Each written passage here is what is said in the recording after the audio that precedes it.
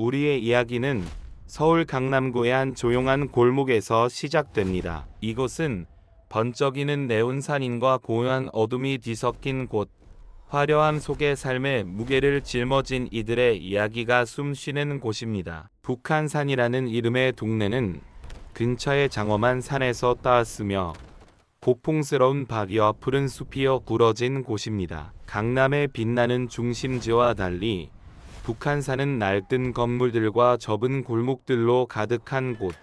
집값은 낮지만 사람들의 꿈과 아픔은 무겁게 쌓여 있습니다. 2019년 이곳에서 온 나라를 뒤흔든 끔찍한 사건이 일어났습니다. 현장에는 단 하나의 지문도 피 한 방울도 남지 않았지만 경찰은 끈질긴 추적 끝에 보이지 않는 단서들을 모아 마치 부서진 퍼즐 조각을 맞추듯 범인을 밝혀냈습니다. 2019년 10월 21일 차가운 가을밤으로 돌아갑니다. 서늘한 바람이 골목을 스치는 화요일 밤 11시 16분 강남 경찰서에 절박한 신고 전화가 울렸습니다. 끔찍한 살인 사건이 발생했다는 소식이었습니다. 경찰은 즉시 현장으로 달려갔습니다. 사건 현장은 좁은 골목 깊숙이 자리 잡은 40년 넘은 3층 건물이었습니다. 벗겨진 페인트와 갈라진 벽은 세월의 무게를 말해주는 듯했습니다. 건물 안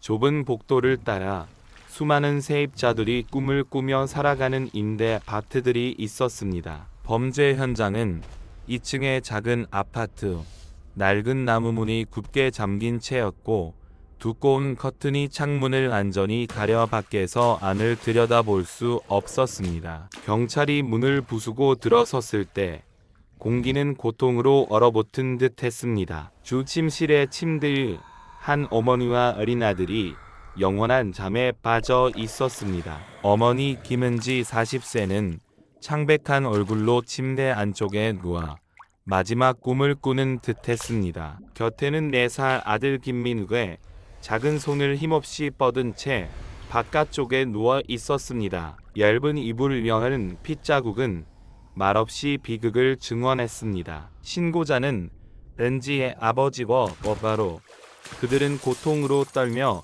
이야기를 전했습니다. 은지는 출판업계에서 일하며 평범한 수입을 벌었고 남편 이성화와 아들과 함께 이곳에서 소박한 가정을 꾸렸습니다. 그녀는 늘 가족과 따뜻한 대화를 나누며 작은 기쁨과 깊은 아픔을 공유했습니다. 하지만 그날 그녀의 전화는 하루 종일 침묵했고 불안한 예감이 가족의 가슴을 짓눌렀습니다. 걱정에 휩싸인 아버지와 아빠는 밤 10시 30분경 이성화의 방탈출 스튜디오를 찾았습니다. 강남 중심가의 희미한 불빛 아래 이성화는 퍼즐로 가득한 방에서 고객들을 맞이하는 공간을 운영했습니다. 아버지를 마주한 그는 차가운 표정으로 하루 종일 바빠 아내가 어디 있는지 모른다고 했습니다. 그는 전화기를 만지작거리며 은지에게 메시지를 보냈지만 답장은 오지 않았습니다. 불안이 짙어진 아버지와 오빠는 은지의 밥터로 달려갔습니다. 문을 두드리고 이름을 불렀지만 대답은 곧뿐이었습니다. 문의 비밀번호를 몰랐던 그들은 이성화에게 전화해 물었고 문이 열리는 순간 그들의 세상은 무너졌습니다. 은지와 민우가 더 이상 이 세상에 없다는 사실 앞에 아버지는 고통으로 말을 잇지 못하고 이성화에게 전화해 은지가 떠나서 성화야라고 울부짖었습니다. 하지만 이성화는 아무 질문도 하지 않았습니다. 대신 그는 어디 있는 거야? 아버지가 집에 없다고 하셨어라는 메시지를 보냈습니다. 곧바로 아버지는 경찰에 신고했고 새벽 10시 23분이 되어서야 이성화가 스튜디오를 떠나 무표정한 얼굴로 현장에 도착했습니다. 경찰은 현장을 세심히 조사했습니다. 아파트에는 침입 흔적이 없었고 싸움의 흔적도 없었습니다. 돈과 보석 같은 귀중품은 손대지 않은 채였습니다. 범인의 동기가 돈이 아님을 알 수 있었습니다. 두 피해자는 잠옷을 입고 있었고 이는 그들이 평화로운 잠 속에서 생명을 잃었음을 암시했습니다. 집은 기묘할 정도로 깨끗했고 모든 물건이 정돈되어 있었습니다. 오직 주 침실의 침대만이 마른 핏자국으로 얼룩져 비극을 드러냈습니다. 그러나 짐은 머리카락, DNA는 단 하나도 발견되지 않았습니다. 부검 결과 피해자들에게 방어 흔적이나 술, 진정제의 흔적이 없었습니다. 우장에 남은 음식으로 사망 시간은 저녁 7시에서 새벽 1시 사이로 추정되었고 이는 가족이 보통 저녁 7시에 밥을 먹는 시간과 일치했습니다. 경찰은 은지의 삶을 따라 진실을 찾아 나섰습니다. 그녀의 전화기는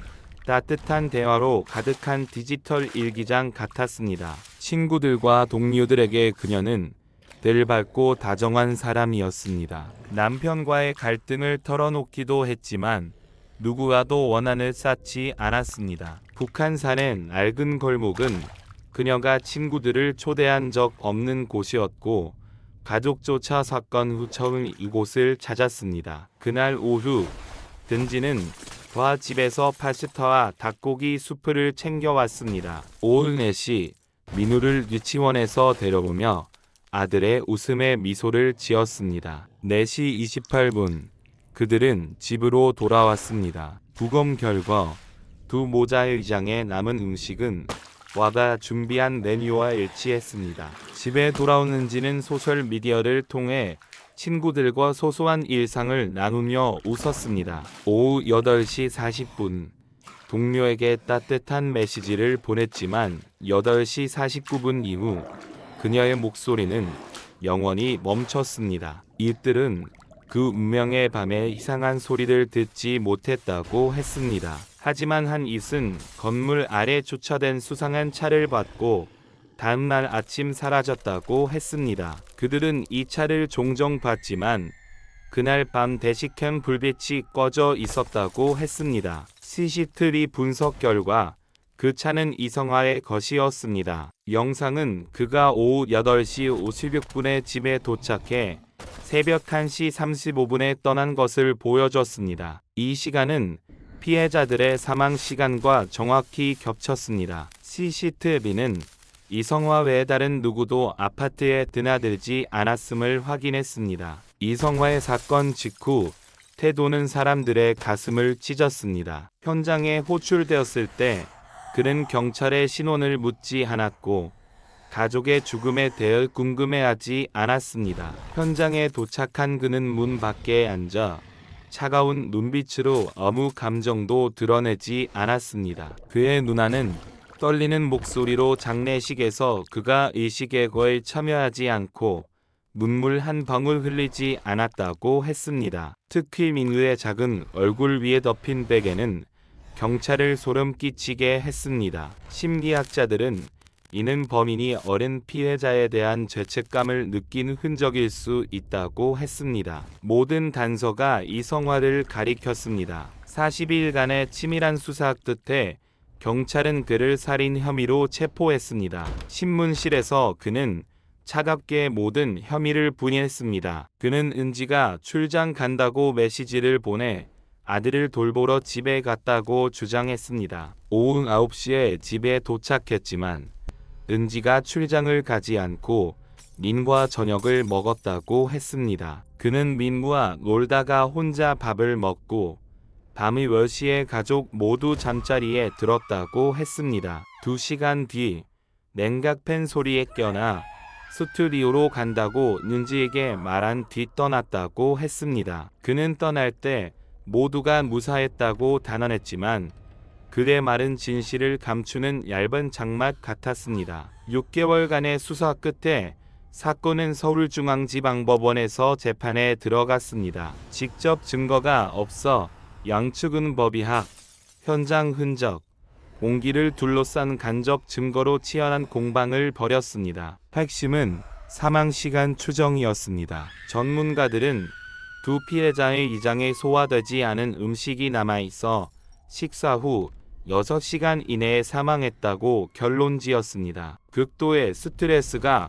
소화를 늦출 수 있지만 그런 흔적은 없었습니다. 두 피해자의 결과는 거의 동일했고 정확도는 95%였습니다. CCTV는 이성화가 오후 8시 56분부터 새벽 1시 35분까지 집에 있었다고 보여줬습니다. 검찰은 저녁 식사가 오후 6시에서 7시 사이에 이루어졌다고 주장했습니다. 이는 은지 오빠가 6시 41분에 친구에게 보낸 오빠가 파스타와 수프를 준비해줬어 라는 메시지로 확인되었습니다. 이에 따라 사망 시간은 오후 7시에서 새벽 1시로 이성화가 집에 있던 시간과 일치했습니다. 변호인 측은 식사가 7시 30분에서 9시 사이에 이루어졌을 수 있다고 반박하며 사망 시간이 9시에서 새벽 3시로 늦춰질 가능성을 제기했습니다. 이는 이성화가 떠난 후 누군가 침입했을 수 있음을 암시했습니다. 하지만 건물의 두 출입구를 감시하는 세 대의 CCTV는 새벽 1시 35분에서 3시 사이 아무도 드나들지 않았음을 보여줬습니다. 가슴 아픈 단서는 밤 11시 55분 이성화의 전화기가 경마 베팅 앱에 4분간 접속한 기록이었습니다. 이는 그가 가족과 잠들었다는 진술과 모순되었습니다. 검찰은 그가 범행을 준비하거나 마무리했다고 보았습니다. 이성화는 아내가 전화기를 사용했거나 자신이 몽유병 상태였다고 주장했지만 그의 전화기는 은지가 모르는 패턴 잠금으로 보호되어 있었습니다. 그는 최근 경마에 중독되었고 그날은 경마 정도 업데이트 날이었습니다. 경찰은 흉기가 부엌칼이라고 추정했습니다. 은지의 어머니는 눈물을 흘리며 8년 전 스페인에서 산 6개 칼 세트를 딸에게 주었다고 했습니다. 사건 후 4개만 남았습니다. 욕실에 노란 고무장갑과 주방에 새 장갑은 있었지만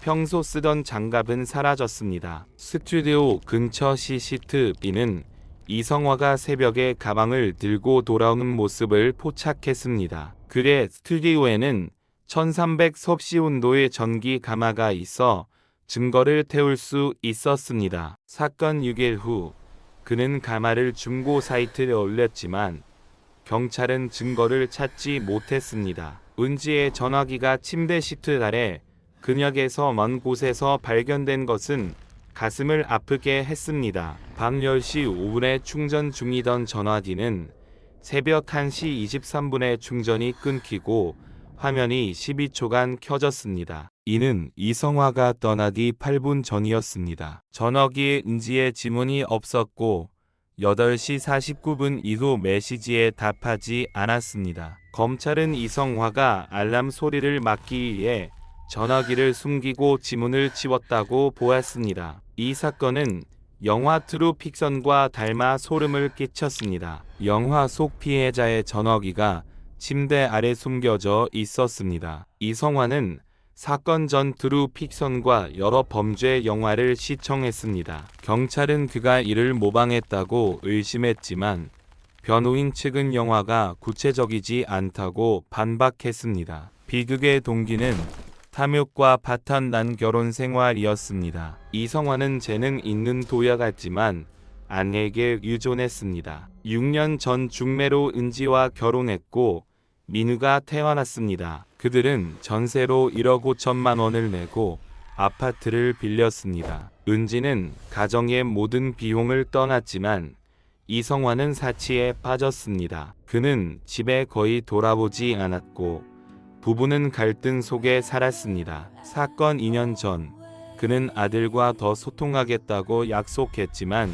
지키지 않았습니다. 10개월 전 은지는 스튜디오 축소를 요구했고 화난 이성화는 이용을 제안하며 별거를 시작했습니다. 은지가 지원을 끊자 그는 돈을 빌렸지만 스튜디오를 유지할 수 없었습니다. 전세 계약 만료를 앞두고 그는 보증금을 독차지하려 했습니다. 그는 스튜디오를 매물로 내놓았지만 법적 절차를 따르지 않았습니다. 3개월 전 그는 경마에 빠져 8천만 원을 잃었습니다. 은지는 그의 의도를 갈고 이혼 소송을 제기했습니다. 한 달 전 그는 사과하며 소송 철회를 간청했지만 은지는 단호했습니다. 재정난에 시달리던 그는 은지가 준 50만 원마저 경마했었습니다. 그는 은지의 1억 7,500만 원짜리 생명보험을 확인했고 다른 여성과의 애도도 드러났습니다. 긴 재판 끝에